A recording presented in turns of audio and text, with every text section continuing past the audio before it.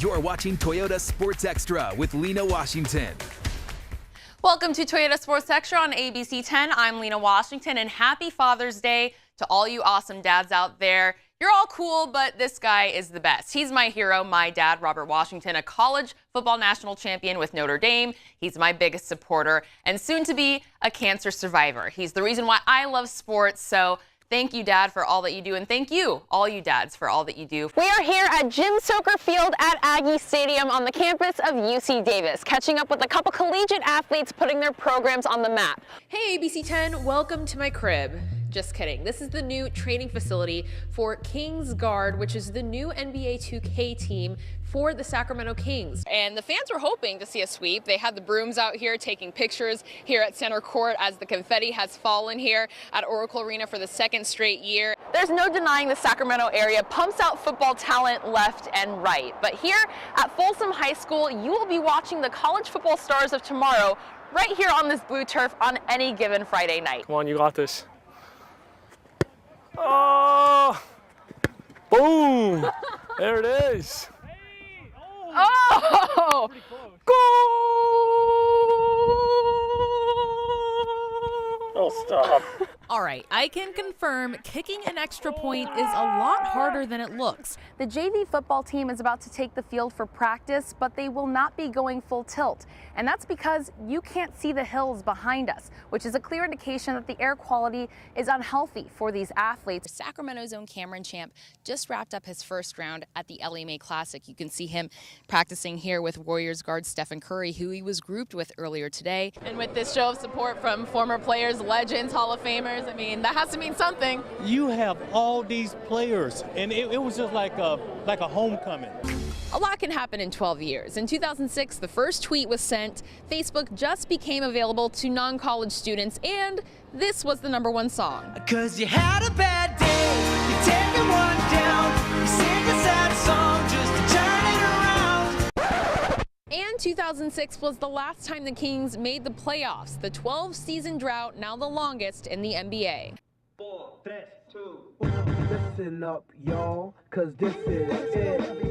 I never got to try out for the Kings Dancers or the Suns Dancers, which is my home team, but these girls are going to teach me a little bit of their routines, so maybe I'll at least kind of have the chops to come out on June 18th for auditions, right? Yeah. All right, let's do it. No, it's not, but I still look good though.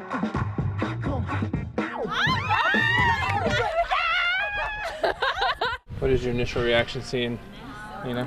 I am impressed, actually.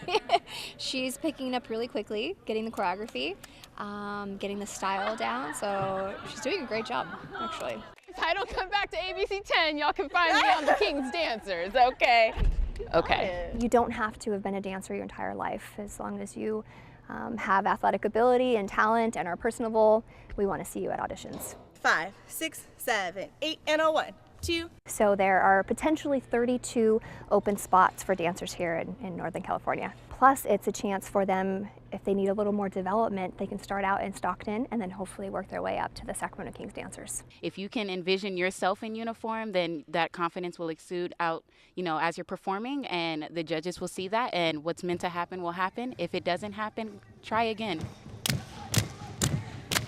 You can join these girls June 18th, become a Kings dancer, try out at Sleep Train Arena, registration at 4 o'clock, and you can join these lovely ladies, and maybe even me, because I might need a part-time job, y'all.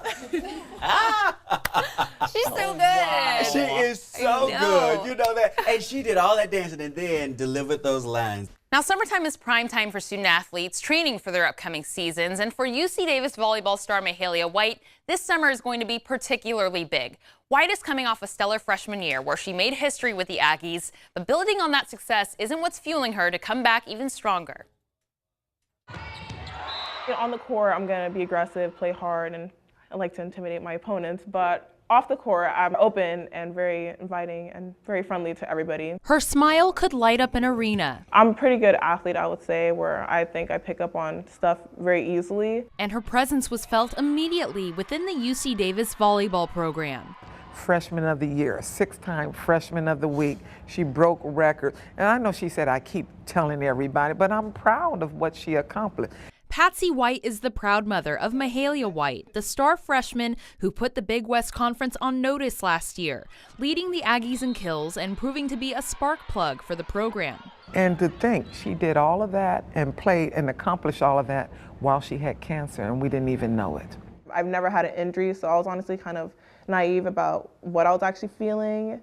Like, I thought my back pain was just back pain from playing, and I did a lot of research myself on what could have been wrong, but cancer was definitely not one of the things I was looking at. White was diagnosed with stage 4 Hodgkin's lymphoma. From January until April, she underwent chemotherapy. Her mom, a breast cancer survivor, by her side every step of the way. Me personally, I didn't like that I had to come up here that she had cancer, but I love seeing her every 3 weeks. The long time girl time, I kind of like that. The Whites' positive energy is enough to disguise any diagnosis. And now Mahalia and her mom are working together to get her back on the court, cancer-free, competing harder than she ever has before. It just felt great to feel alive again, because there's a point where I just felt like I was just existing, but I wasn't like living. But now it feels great to have energy and just look more like myself. And I tell anyone, when she get back on that court, if you thought she was good when she had cancer playing, wait till she get out there on that court and play and no cancer. And I'm looking forward to seeing that. I'm like, kick butt like mama told you. Once notorious for violence, this prison is now focused on rehabilitating inmates, and Sacramento Republic FC has been an integral part of that. For the last several months, the club has been coming here to play soccer on the yard with prisoners, and I had a chance to follow them in to capture the experience, and it was something I won't soon forget. I feel like that sports has the ability to bring a lot of people together, to bridge gaps. He's the goal scorer. I really believe in bridging the gap between, the institution and the community. I've always been told that it's a scary place and this and that, so it's definitely a little different. Sacramento Republic FC is doing something different to connect with the community. Hey, everybody in here. They're going behind bars, stepping inside one of the nation's most notorious prisons with an open mind. And with one goal.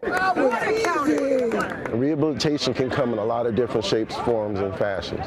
And this right here is rehabilitation.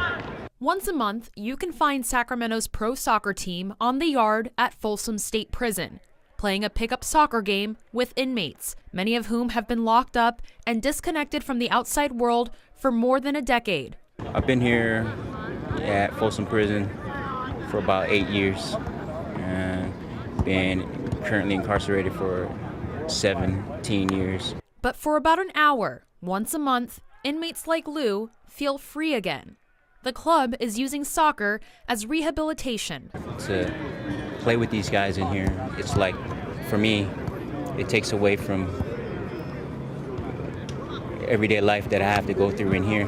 These are good guys that come in and they treat us, like I said, just like humans, and that's all we ask. Even though this game is still being played inside the Folsom State Prison walls, it gives these inmates an opportunity to step outside their current situation. Because I think it just comes from unconditional love, as in, regardless of what happened to put us in this position, that these guys, they see us as human beings, and it feels good to be amongst these men. This was Cameron Iwasa's first time walking these infamous cell blocks. The Sacramento native broke records for the Republic this season.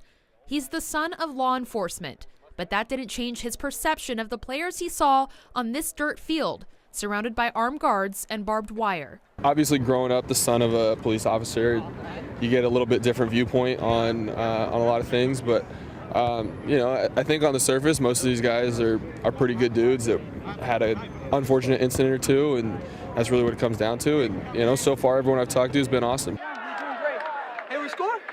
As the sun sets on the yard of California's second oldest prison, dozens of men in denim look on as the beautiful game is played, getting just a glimpse into what it's like being on the outside. Some of the men in this game will be locked up for life. The simple pleasures of a dirt pitch, an inflated ball, a handshake, and a hug mean the world to these inmates. And this pro soccer team is happy to bring it home to these inmates here at Folsom State Prison. I mean, I think they've paid their dues for the most part. You know, the fact that they're in here is a tough situation, and so I think anytime they can get a chance to have a little fun and a little bit of freedom, I guess, you know, that's great for them. Sacramento Republic, man, we're going to have a better season next year, but we're going to go ahead and take it all away. Yeah! I want to thank Sacramento Republic FC and the good folks here at Folsom State Prison for allowing us in to share this story.